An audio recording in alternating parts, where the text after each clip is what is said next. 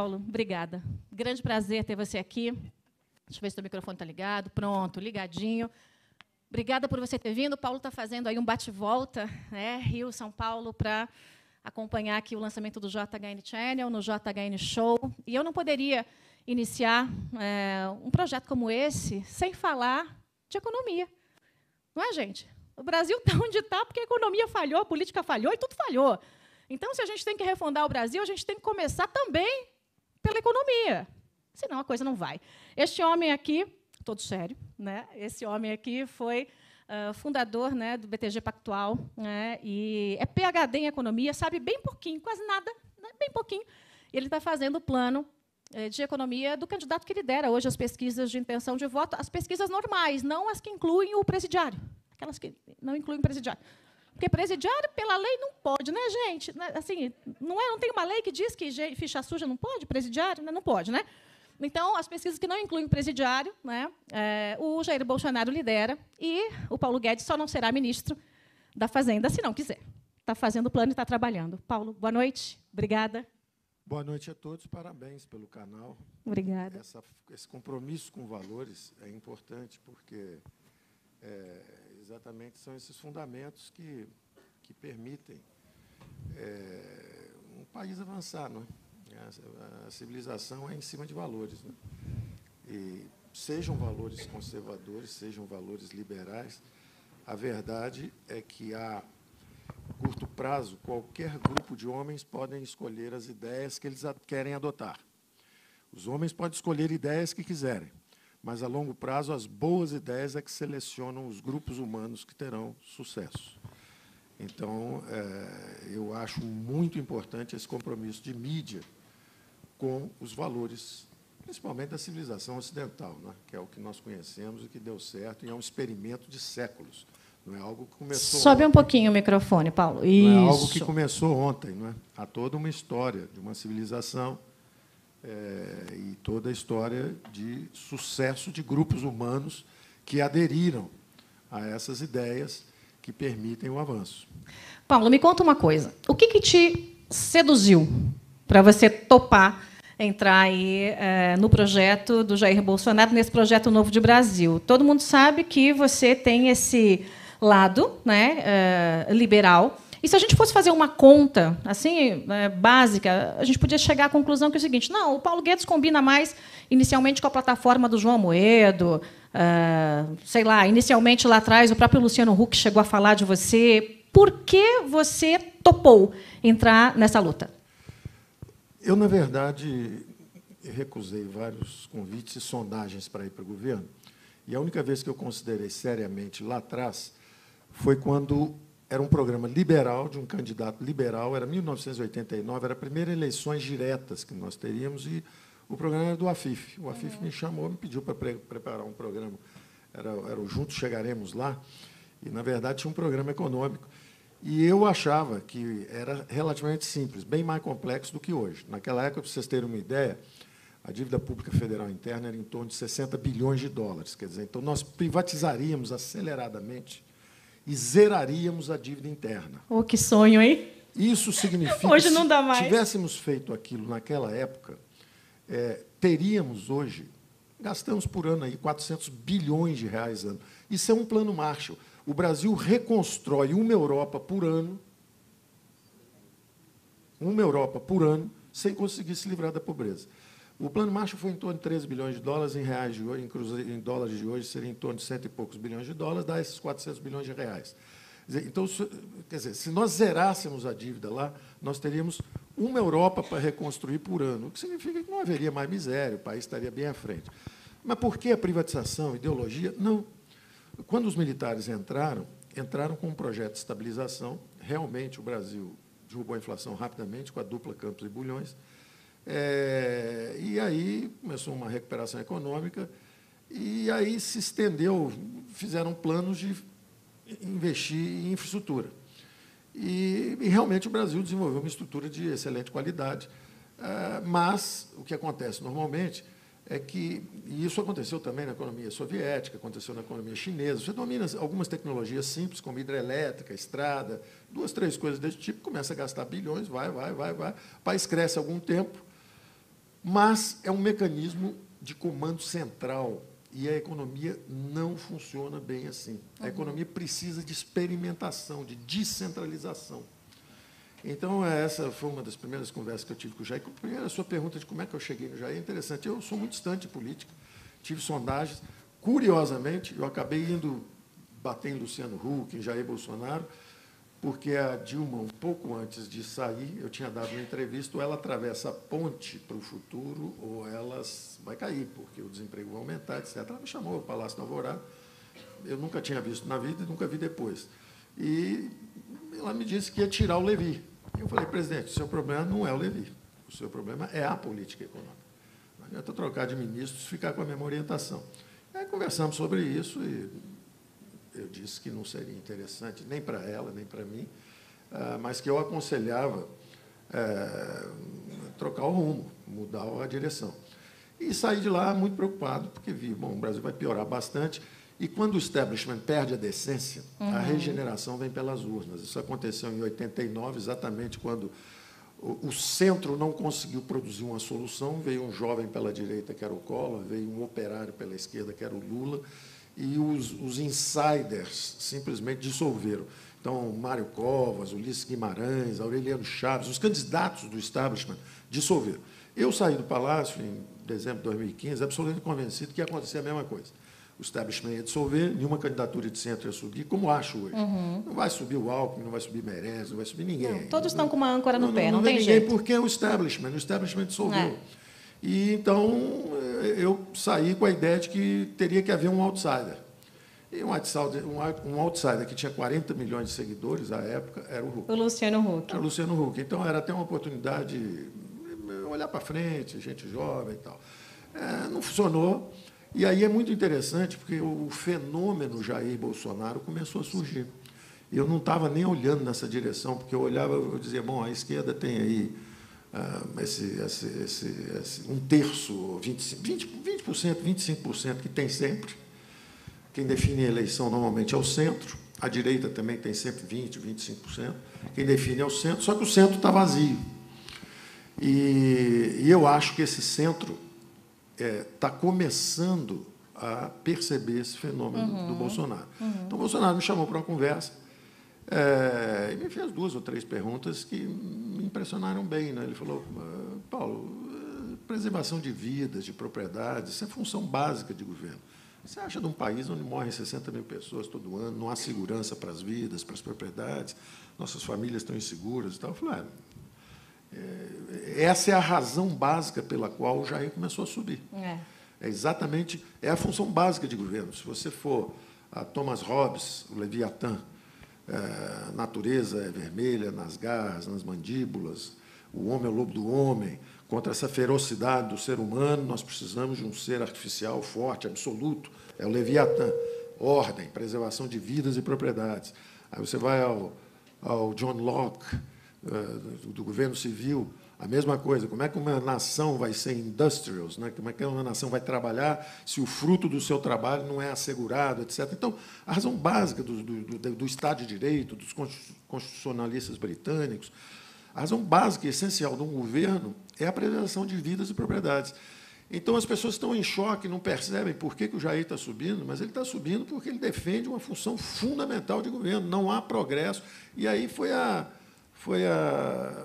Não há progresso sem ordem. Né? Tem que botar ordem agora para o progresso vir automaticamente. É o básico. Aí não é automaticamente. Aí é que é a brincadeira que eu fiz quando nós começamos a conversar, e a mídia perguntava, mas você é um liberal conversando com um general estatizante, como é que pode isso? Não entendo e tal. Eu dizia, olha, vocês estão impressionados porque a ordem começou a conversar com o progresso? O progresso não sou eu.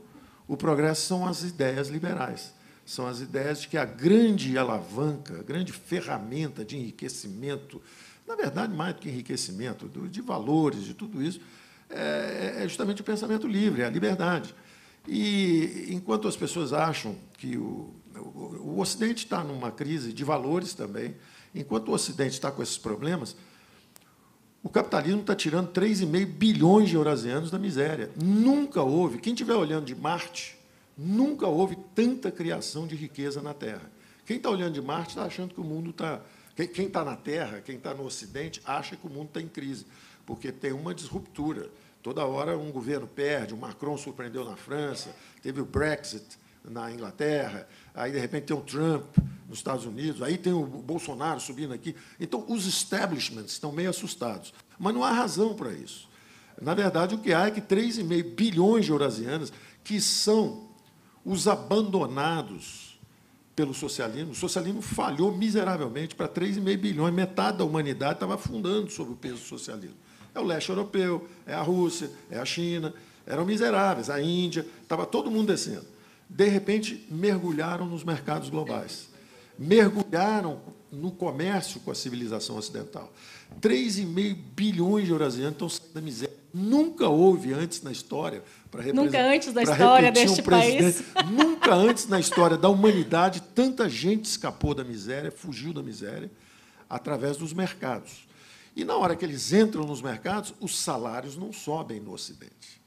E aí começa o corre-corre do lado de cá. E aí os políticos não conseguem explicar por quê. Os políticos, nas plataformas social-democratas que dominaram o mundo, travaram o crescimento.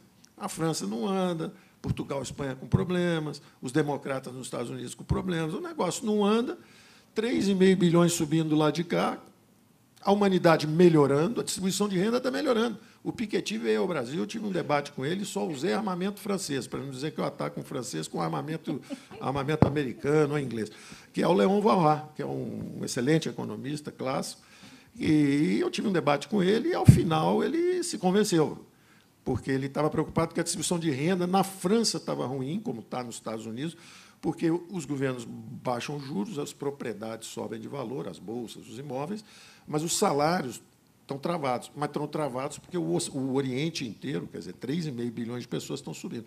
Então, a distribuição de renda no mundo nunca melhorou tanto.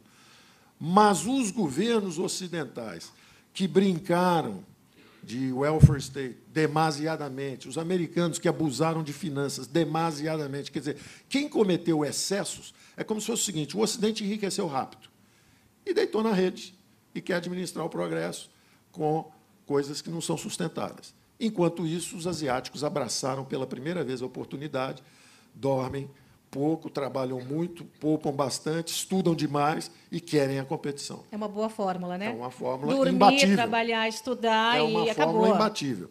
Então, o que está acontecendo é isso. E eu brinquei com o Jair e falei, olha, o pessoal não está entendendo, não, mas ordem e progresso andam bem. Funciona. Preservação de direitos, propriedades, vidas, garantia dos empreendimentos, redução de impostos, desburocratização, abertura da economia, privatizações. Isso funciona. Na época do Afif, se vendesse as estatais, zerava a dívida. Hoje, se vender tudo, só 20%. Daqui a 15 anos, se vender tudo, talvez 1% do patrimônio. O que está acontecendo conosco é má gestão. O que está acontecendo conosco é uma má gestão, mas há muitos anos. Para vocês terem uma ideia, o tripé, famoso tripé, estava no plano do Afif, Banco Central Independente, equilíbrio fiscal, flexibilidade no câmbio, privatizações. Então, isso nós podíamos estar há 30 anos nisso. Mas com essa conversinha, primeiro com a conversa populista, de congelamento de preços, foi o plano cruzado. Na verdade, o que houve? Políticos inebriados, depois de anos fora do poder, chegam e buscam fórmulas populistas. Economistas inexperientes, incultos, querendo oferecer fórmulas fáceis para políticos que estavam loucos para fazer uma graça. Foi feita a graça. Fizemos o cruzado, que é um plano bolivariano, é um plano venezuelano. Era caçar boi no pasto, quase prenderam o Maxud aqui em São Paulo, porque subiu o preço do Guaraná no hotel dele. Um absurdo, uma selvageria, do ponto de vista de civilização, uma selvageria. Mas a mídia toda, na época, apoiou o plano. Por quê? Porque era a redemocratização. Bom, fomos para a hiper. Vamos para a hiper, o Collor bloqueia a liquidez. Outro sintoma. Os preços sobem, você congela os preços. É um sintoma, não resolve nada. O dinheiro começa a girar em alta velocidade, você congela os ativos, então. Foi o que fizeram, bloquear a poupança de todos os brasileiros. O que era mais fácil fazer? Anunciar que está vendendo empresa estatal ou tomar, sequestrar a poupança dos brasileiros? Era muito mais fácil fazer o programa que parecia ser mais duro. Agora, Paulo, deixa eu te perguntar nessa linha. Há algum tempo eu estive batendo um papo com o Jair e eu sempre fui uma defensora de tirar as estatais todas, vender tudo e deixar o empresário fazer o que o empresário sabe fazer, acabou. Aonde o governo tem que se meter, pode ser que tenha que regular uma coisinha ali, outra acolá, mas, de fato, vende tudo. E o Jair, daquele jeitão dele, ô, Jair, você, tá ok, mas tem que pensar bem, tá ok, na Petrobras, tá ok, porque sabe como é, tá ok, tem o negócio da China, tá ok, aí é petróleo. E eu brinquei com ele, eu brinco com ele, assim, a gente brinca desse jeito, né? Aí eu falo, tá ok, ô, Jair, mas aí tem que privatizar.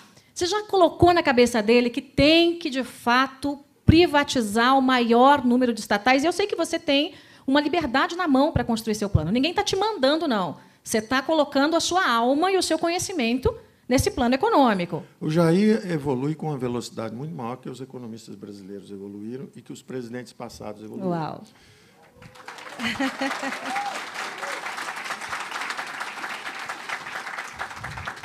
Os economistas brasileiros levaram alguns anos. Então, primeiro congelaram preços, depois congelaram a poupança. Quando viram que não dava certo, vieram com um plano real bem melhor, porque tinham um fundamento importante, a política monetária. Mas esqueceram dos outros fundamentos. Então, quando você faz uma política monetária muito forte, mas deixa solta a parte fiscal, o que acontece? O juro vai para a lua. Então, nós fizemos um plano que levou nossa dívida a dívida está chegando agora a 4 trilhões, 3 trilhões de você. Lembrem-se que lá atrás era coisa de 200 bilhões. Então, o que adianta se você pisa no freio monetário, mas pisa no acelerador fiscal? O carro sai andando de lado. É. Então, nós tivemos... E depois os tucanos não entendem por que perderam 4 eleições seguidas. Porque eles agradaram o andar de cima. Juro alto, o Brasil virou o paraíso dos rentistas e o inferno dos empreendedores. Subiram impostos, subiram juros, empurraram o câmbio para baixo. Aí o Brasil cresce mediocremente 2, 3, 4 anos. O Lula tinha perdido 3 eleições. Com o tucano, você acaba elegendo. Na quarta, você acaba elegendo o Lula. E aí, quando o Lula entra, descobre que, em vez de pagar 300, 400 bilhões de juros por ano aqui na Faria Lima, pega só 10 bilhões e joga no Bolsa Família. O Lula incluiu o pobre no orçamento público e, merecidamente, ganhou algumas eleições. Se perdeu também pela mesma razão. A mesma razão. E é interessante isso, como é um inglês, Lord Acton, todo poder corrompe. O poder absoluto corrompe absolutamente. Então, uma coisa são os militares anti-ameaça, de esquerda, etc., fazem a intervenção, derrubam a inflação, e aí começam a estatizar. E a estatização vai subindo. A infraestrutura está lá, foi feita. Telebrás, Eletrobras, Siderbras, Portobras, Nuclebras, está lá, enorme. Ora, a democracia, isso é uma chuteira 44 de um jogador de futebol, de um back do Corinthians. Aí entra a democracia, com as suas singelas aspirações. Educação, saúde, segurança. É um sapatinho de bailarina, 36. Você está com a chuteira 44. O que é um bom governo? O governo que faz a reforma do Estado. Ele fala o seguinte, missão cumprida na infraestrutura, a base está no país, o que eu faço agora? Vamos privatizar. Chama o setor privado. Quem é que vai gastar agora com a Eletrobras? A Eletrobras está quebrada. As distribuidoras estão quebradas, estão sem recursos. Tem déficit.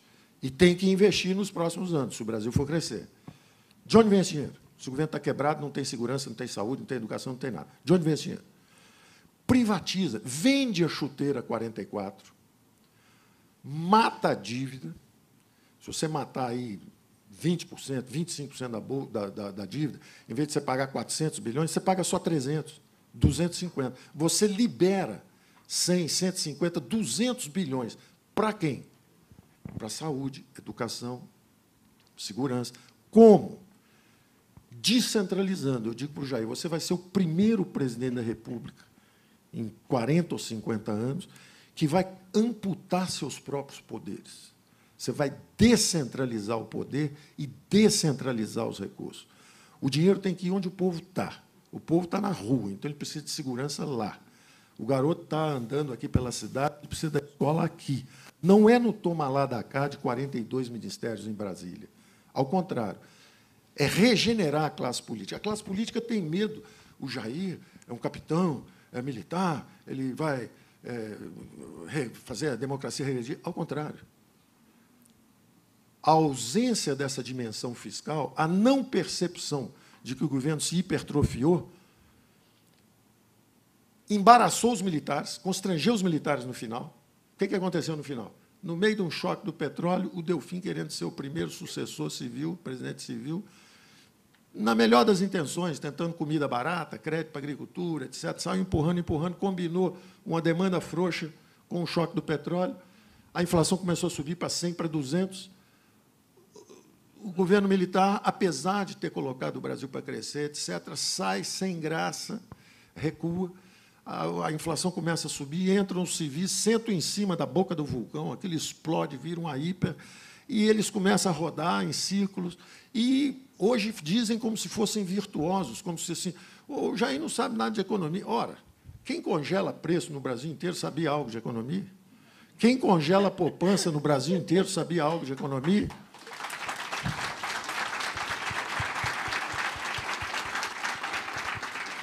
Melhor não saber assim, né? Quem bota a taxa de juros a 70% ao ano, no ano seguinte 60%, no ano seguinte 50%, passando uma década com juros astronômicos, aí isso faz o câmbio afundar, então você desindustrializa o país e se endivida em bola de neve, aí queima 50 bilhões de dólares, aprova uma emenda da reeleição de forma suspeita, um erro fatal. Quando você aprova uma reeleição, olha o desastre que virou. Quer dizer, o Tucano aprova uma reeleição, depois perde 4 seguidas.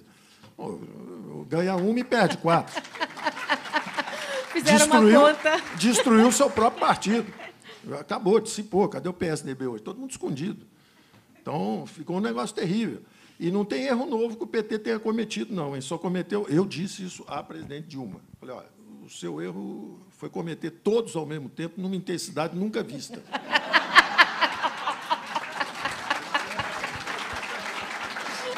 Mas erro novo não teve nenhum. Nenhum. Congelar preço, já tinha. Mensalão, já teve um mensalinho. Qualquer um que você falar, já teve antes. Então, eu não falo isso com nenhuma alegria. Eu não falo isso com nenhuma alegria, com nenhuma arrogância. O Jair tem dito isso, disse hoje mesmo, numa conversa lá no Rio, olha, não esperem que eu seja o Messias, eu não sou. Eu me chamo Messias, mas não sou o Messias. Essa tarefa de consertar o país é muito maior do que todo mundo pensa, e você tem que pensar organizadamente sobre isso. E tem um longo aprendizado. Eu tenho dito a ele o seguinte, vai ser uma aliança de centro-direita. Eu quero chegar aí, Paulo, porque esse é um discurso que eu tenho usado e dito o seguinte... Não vamos nos agarrar nas poucas divergências, mas na espinha dorsal para o Brasil crescer. Exatamente. E eu cito nomes, porque não tenho medo de ninguém. Então, eu já falei para o Jair, o próprio Álvaro Dias, o pessoal, o próprio Flávio Rocha, que está aí, mas não, a gente sabe que não vai, né, não tem chance de ganhar a eleição. As ideias do Novo, João Amoedo. Então, eu não conversei com ninguém, mas eu acho que a gente tem que se conversar. Exatamente. Vamos nos colocar juntos nas convergências, porque o Brasil precisa. A esquerda está se unindo, gente. A gente tem PT, PCdoB, PSOL, eles se odeiam, mas estão juntos para tentar dar um golpe no Brasil de novo. Nós precisamos unir os bons e deixar um pouquinho de lado as poucas divergências. Então, eu dizia dessa dimensão fiscal, quer dizer, quando nós centralizamos o poder, quando houve o regime militar, houve uma centralização de poder, uma centralização de recursos. E isso atuou durante um certo tempo. Agora, isso que funcionou durante um certo tempo carrega um veneno mortal. Porque o que acontece? Na hora que o governo é muito grande e tem esse poder absoluto, e esse poder absoluto começa a corromper, curiosamente, os militares saíram meio sem entender o que estava acontecendo ali no final, mas fizeram a redemocratização, fizeram a abertura e passaram o poder para os civis. Entram os civis e se perdem gradualmente. Agora, não é uma história negativa no seguinte sentido. Eu sou cáustico com os economistas porque era a nossa missão. Se você é um neurocirurgião, o sujeito vem para você, você manda ele acender uma vela, tomar uma pinga. Meu marido pode dar o depoimento, ele é neurocirurgião. Agora, quando você conversa com o político e fala a verdade para o político, e ele foge da verdade e compra um produto alternativo falsificado, o resultado é o que aconteceu. Mas é o que eles queriam ouvir, de qualquer forma, porque era também um grupo de políticos sem sofisticação, sem experimentação. Então, não adianta dizer que A ou B não é preparado nisso ou naquilo. Eles não eram realmente.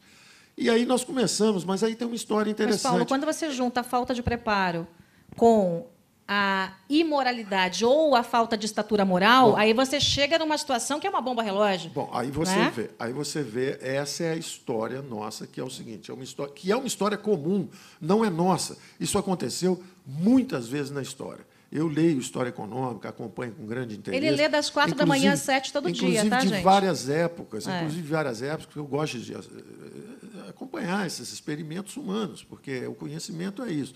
E aí você vê o seguinte, é fatal. Isso que está acontecendo na Venezuela, que aconteceu na Venezuela, é um filme convencional.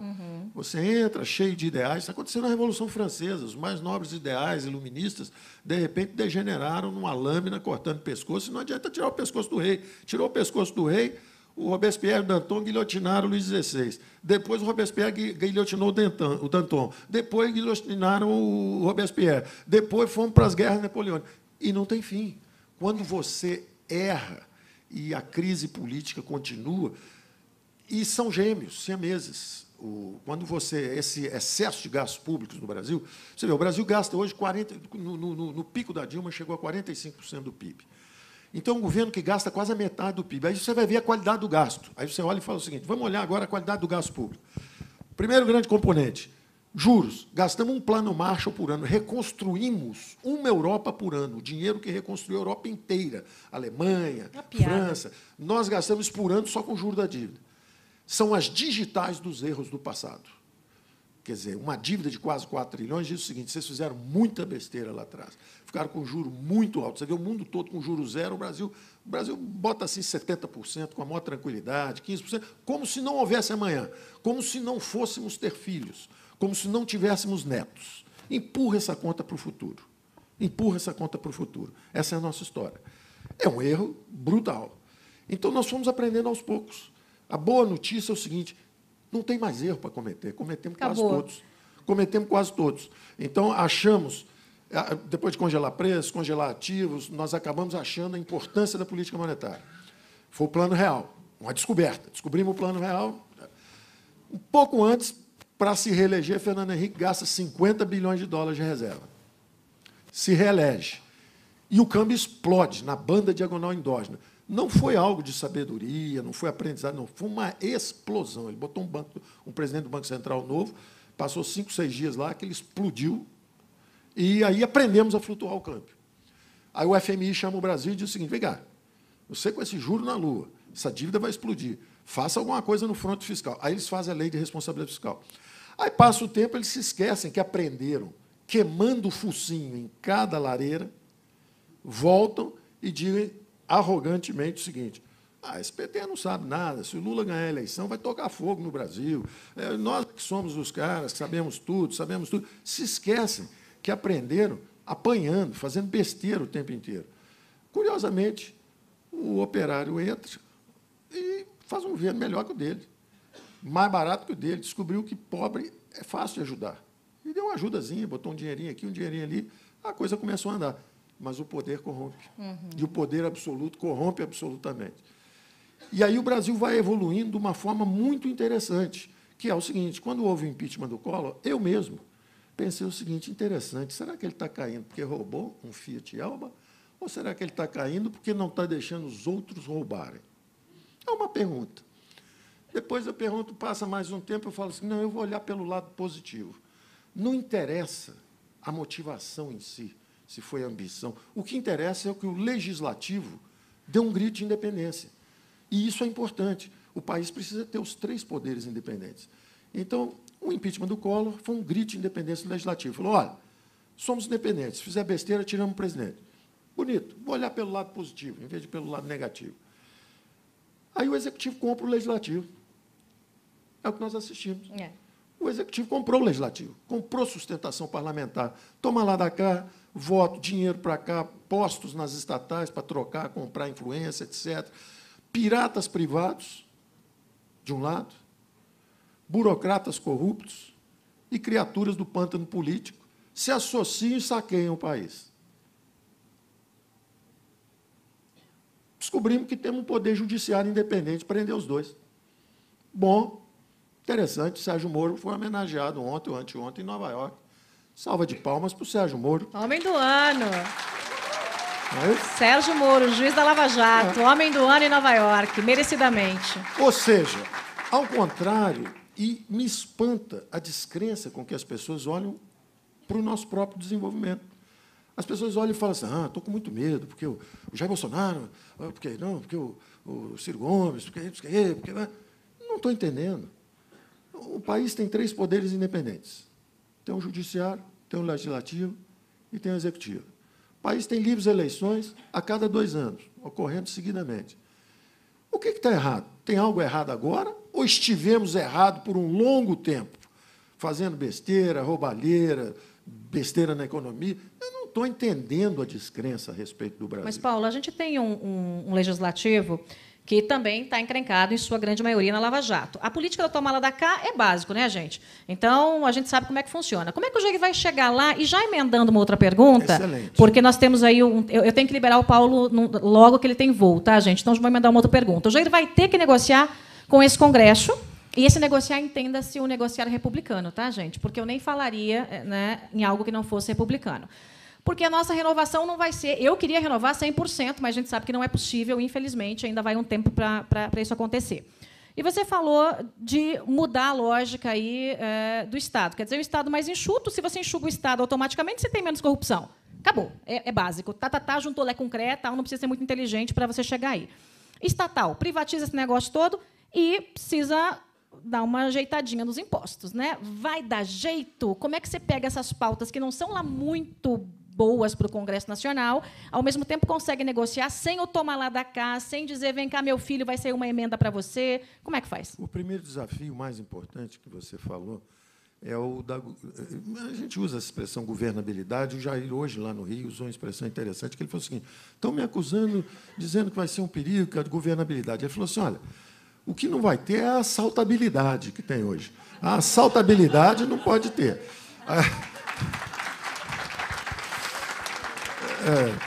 E eu concordo, as pessoas precisam entender uma coisa, e eu acho que a classe política já entendeu. Eu tenho escrito 30 anos sobre isso. Eu fui colunista do Globo, da Folha, da Exame. Quando o Simons morreu, me convidaram para substituí-lo na Exame. Então, eu estou escrevendo isso há 30 anos, eu estou acompanhando isso há 30 anos. Eu sou alguém que chegou ontem e está olhando para isso. Eu estou escrevendo isso há 30 anos, tudo está escrito, não tem nada novo para eu falar. Está tudo escrito há 30 anos, dizendo, olha, está circulando aí um vídeo meu, depois você podia mandar para todo mundo que veio aqui, que me mostraram, eu falei, que interessante, mas eu não estou falando na mídia, o que houve aí? Não, isso é 2006. Eu falei, interessante. Porque eu estava dizendo exatamente o seguinte, olha, eu não tenho em quem votar, eu posso votar no social-democrata de punhos de renda, aí eu vou no PSDB, que é o Serra, não sei quem dizer. Ou eu voto num social-democrata de chão de fábrica, que é o Lula, que é não sei quem lá. Ou eu voto num social-democrata reformista, que é o Ciro Gomes. Ou eu voto num social-democrata populista, que era o Antônio Garotinho. Ou eu não quero votar neles. Eu não quero votar neles. Não estou representado por essa corrente política. Tem que aparecer algo novo. Agora, não faz mal. Se eles monopolizaram isso, como tem um ovo da serpente aí dentro, que é esse desequilíbrio fiscal, o que vai acontecer no final? Esse vídeo é de 2006. Eu digo o seguinte, no final, o que vai acontecer é o seguinte, esse modelo vai degenerar a democracia, vai corromper a democracia e vai estagnar a economia, que é exatamente onde nós estamos hoje. Corrompeu o sistema político e estagnou a economia. Como é que refaz isso? E eu escrevi vários anos o seguinte, os nossos políticos estão se comportando como papas renascentistas. Um papa renascentista mandava assassinar cardeal, tinha 8 amantes, tinha um exército particular, invadia países. O que aconteceu? Se não conserta por dentro, veio uma reforma de fora, veio a reforma protestante, e rachou a igreja em duas. Então, vem um outsider. As eleições vão trazer outsiders, vão trazer gente que não pratica isso. O que nós estamos assistindo no momento? Nós estamos assistindo à morte da velha política. Ela já morreu. É impossível. Quem quiser insistir nisso, vai preso. Está aí a independência do Poder Judiciário. Eles serão presos. De primeira instância, né, pelo menos. Vai preso. Então, eles têm que se reinventar. E o Jair é uma chance, em vez de ser esse desafio, esse temor, etc., é justamente a chance da readaptação da política, que é o seguinte, se ele não gosta da esquerda e a esquerda não gosta dele, não tem problema nenhum. É uma aliança política de centro-direita, que ficou 30 anos fora. Esse centro, que ficou 30 anos aí olhando para onde ir, e o próprio Fernando Henrique se arrogava e dizia, eles têm que vir conosco, porque nós somos a vanguarda do atraso. É conosco ou pior ainda? Não, não seja arrogante.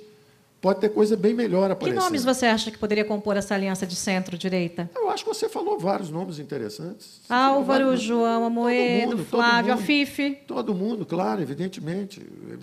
Pessoas pensantes no Brasil. Centro-direita, aliança centro-direita. Quem não é socialista, social-democrata, etc., vem para o lado de cá. Bom, é uma aliança de centro-direita. E o que eu acho é que essa modificação do Estado, essa mudança de eixos de crescimento, em vez da ferramenta de inclusão, uma coisa é você fazer inclusão social de minorias, de brasileiros que ficaram para trás. Outra coisa é você achar que o Estado vai levantar todo mundo. Não, é impossível. Quer dizer, 3,5 bilhões de eurasianos estão saindo da miséria, os chineses estão saindo da miséria. Os chineses renunciaram à economia dirigista e estão mergulhando nos mercados globais. Os russos também. Os russos fizeram uma reforma, baixaram os impostos para 15%. O Gerard Depardieu, socialista francês, correu, quer pagar imposto de renda na Rússia. Foi morar na Rússia. Então, essa reforma é inevitável. E por que eu acho que a governabilidade virá para um Jair? Primeiro, porque é uma aliança de centro-direita. E segundo, porque a governabilidade, o eixo mudou. Em vez de ser uma compra de votos mercenários no varejo, sem a menor pudor, que é o que tem acontecido, o sujeito vota aqui, independente do partido, vai ser o contrário, serão entendimentos políticos em torno de programas partidários, no atacado. Então, quando for seguir uma proposta para o Congresso, de reforma da Previdência, por exemplo, ou seguir uma reforma... Que tem que vir, né? Não tem como segurar mais, né, Paulo? Não dá, acabou. Olha, vamos fazer um programa de privatizações, vamos fazer uma reforma tributária, tem 54 impostos, é um manicômio tributário. Vamos simplificar isso, vai ter 4 ou 5 impostos, alíquotas mais baixas. Que maravilha, gente. Dá para começar agora? Tem que esperar até o final? Quando isso for mandado para o Congresso, o Ciro Gomes e o Boulos com os 2 votos dele, e o Ciro Gomes com os 18 do partido dele, eles vão votar contra. E quem sabe, o DEM, com os seus, até lá, juntando, eles vão juntar, todo mundo já entendeu, porque tem essa cláusula de desempenho também. Então, eles vão ter que se juntar. O ideal é que essa cláusula de desempenho suba a barreira, em vez de 5%, vá para 10%, uma coisa assim. Você fica com 3 ou 4 grandes partidos, e esses partidos votam em bloco. Então, quem é que está a favor da reforma tributária, quem está a favor da reforma fiscal? Tem uns gatos pingados no PSDB também. O Carlos Sampaio, por exemplo, tem um gato pingado ou outro ali que se posiciona. Quando você lançar uma proposta dessa para o Congresso, o partido tem que ter a sua discussão interna. O partido tem 40 votos, 30 são a favor e 10 contra. Faz o seguinte, os 40 dão voto a favor. O voto tem o partido, e isso eles chamam de... Eles sabem o seguinte, eu brinco e digo o seguinte, eles ficam lá brincando o ano inteiro, não vou dizer isso, tem que ser muito respeitoso com eles, mas eles estão lá trocando ideias o ano inteiro. Quando a coisa fica preta, eles realmente se reúnem, fazem fechamento de questão e fidelidade partidária. Tem que votar todo mundo junto, quem votar contra perde o mandato, entra na fila, pega a senha, volta depois. É isso que eles têm que fazer. Eles têm que votar juntos. Paulo. E aí tem essa reforma, eles é que apoiam a reforma e entram. Um segundo só para terminar, é o seguinte. O eixo, eu estava até dizendo ao Jair, o eixo é o seguinte, você tem que reabilitar a classe política, ela mesma tem que se reabilitar. Como? O que se espera é que não tenha 5.000 prefeitos correndo para Brasília para bajular, para serem corrompidos, ou governadores correndo para Brasília. Não, volta para o seu Estado. O dinheiro tem que ir onde o povo está.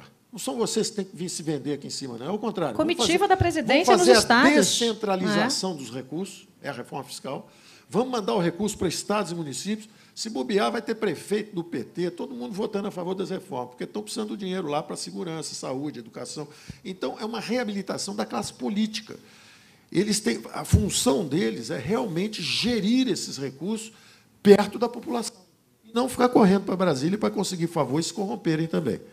Gente, nosso tempo já acabou, mas, como eu disse para vocês, a TV é minha, eu faço o que eu quiser. Então, eu vou ficar mais 5 minutos com o Paulo Guedes. Eu só vou liberar ele daqui 5 minutos, porque ele tem voo, senão eu ia esticar mais um pouquinho. Então, a gente vai fazer pinga-fogo. O que dá para fazer, o que tem que ser feito imediatamente no Brasil e que jeito que dá? Cortar ministérios. Dá para cortar em quantos % Eu defendi 8 ministérios, Jair quer 14. 8 tá bom. Hoje são 40, né? Eram 40. Vamos chegar no 10 para uma média, vai? 8, 14. Ele é bom de briga, mas. Vamos, eu topo 8, eu topo 8. Dá para cortar imposto? Tem que pensar no lado dele também. Tem que pensar no lado dele, né? Tem que deixar uns 2 ou 3 ou 4 vagas. Tem que deixar 2 ou 3 ou 4 vagas, pelo menos, para aliados orgânicos. Gente séria, feito você falou, alguns aí. Jair, tá ok? 8 tá bom, tá ok? Tá ok, Jair? 8 ministérios. Vamos lá, Jair, tá ok? Dá para cortar imposto? Sim ou não? Enquanto? Ou vai ter que subir? Não, subir imposto hipótese alguma. O que tem hoje é o seguinte, hoje você tem alguns impostos absurdos, as alíquotas no Brasil são absurdas. Você vê que o Tiradentes fez uma revolução no Brasil, coitadinho, perdeu a cabeça. Por causa do quinto, né? Que saudade do quinto. Inferno, que era 20%. Então, o ideal, os impostos saíram de 20 e poucos % no final ali dos militares, para 32%, 33%, 34% com os social-democratas. O ideal é voltar para 20%, mas não dá para fazer isso em 4 anos. Mas dá para fazer alguma coisa, que é o seguinte, tem impostos muito altos e tem muitas isenções. Então, se quem não paga começar a pagar um pouquinho, quem sabe todo mundo paga menos. Então, a ideia é baixar alíquotas gradualmente. Agora, tem 1 ou 2 coisas interessantes. Eu vazo só um espírito aqui, que é o seguinte. O Marco Sintra andou falando, lá atrás, há anos atrás, num imposto único. E a gente está pensando no imposto único federal. Se subir uma série de impostos e aparecer um só, com alíquota bem mais baixa, pode ser bastante interessante. Então, nós estamos analisando várias circunstâncias, mas, em todas elas, a chave é o controle de gastos. O que matou o Brasil é o seguinte, como os gastos se expandem descontroladamente, hoje o Estado é enorme e não atende a ninguém. Ele é disfuncional. É até meio boba a discussão de Estado mínimo e máximo, porque é o seguinte, você pergunta como é que ele é. Ele é próximo do máximo, porque ele já é metade do PIB. Mas e aí, socialmente? Ele é próximo do mínimo, porque o dinheiro não chega no povo. Ele consome, o governo consome hoje dinheiro com o passado dele, é o juro da dívida, dos erros passados, com o presente dele, que é o salário de funcionalismo, salário generoso, e com o futuro dele, que são as aposentadorias dele mesmo. Com 1 milhão de funcionários públicos, ele já tem um déficit colossal, ameaçador, enquanto o setor privado tem 30 milhões com muito menos per capita, e com muito menos desigualdades também. Então, o governo virou uma fábrica de desigualdades. Se você for ao BNDE, o Joesley tem um dinheiro bom, mas o pequenininho não passa nem na porta. Se você for à aposentadoria do sistema público, você é garçom, você ganha 3 vezes o que ganha o garçom aqui do setor privado. Mas você ganha 1/20 do que ganha o senador da República. E assim por diante. Então, o governo virou uma fábrica de desigualdades. Previdência chega logo? A Previdência é o seguinte, tem esse sistema antigo aí, eu digo para o Jair, quando teve a reforma, eu falei, Jair, esse avião já caiu. Se o Temer aprovar essa reforma, ele passa por cima do seu governo e cai na cabeça de um outro lá, mais tarde um pouco. Mas eu não posso trair, Paulo, quem votou em mim. São as viúvas de isso, daquilo e tal. O meu mandato é esse. No meio dessa confusão toda no Brasil, todo mundo pegando dinheiro para todo lado, eu tenho que proteger quem votou em mim. Eu falo, Jair, mas vai ficar tão ruim você votar contra e 3, 4 meses depois ser eleito presidente, você tem que voltar e dizer, olha, pessoal, não é bem assim, não. Eu falo, Paulo, algo me diz que não vai acontecer isso. Se acontecer, eu vou decidir nos últimos 30 segundos. Não me aperta, não. Mas algo me diz que essa votação não acontecerá. E não aconteceu. Então, ele escapou dessa. Mas eu disse, olha, esse avião está caindo. Esse avião está caindo. E a população brasileira não envelheceu ainda e essa Previdência está indo para quebrar. Então, nós vamos ter que fazer algo a respeito. Ele, vai escrevendo aí. Tá ok? Vai escrevendo aí. Gente, é o seguinte, eu queria falar com o Paulo ainda sobre futebol, porque ele joga futebol, e sobre uns velhinhos que ele conversa com o pessoal, assim, velhinho, de séculos, né? Já falecidos, de madrugada. Calma, não é em centro espírita, não, tá, gente? Não é isso, não. Não é nada místico, não, porque ele lê das 4h30 da manhã até 7h e tanto, todos os dias. São leituras aí de filósofos, né? Gente que deixou aí um grande legado para o mundo. Não vai dar tempo, o futebol e a leitura vai ficar para a próxima. Paulo Guedes, muito obrigada. Adorei. Parabéns a vocês. Todo o apoio ao canal da Liberdade. 8 ministérios, estou junto com você.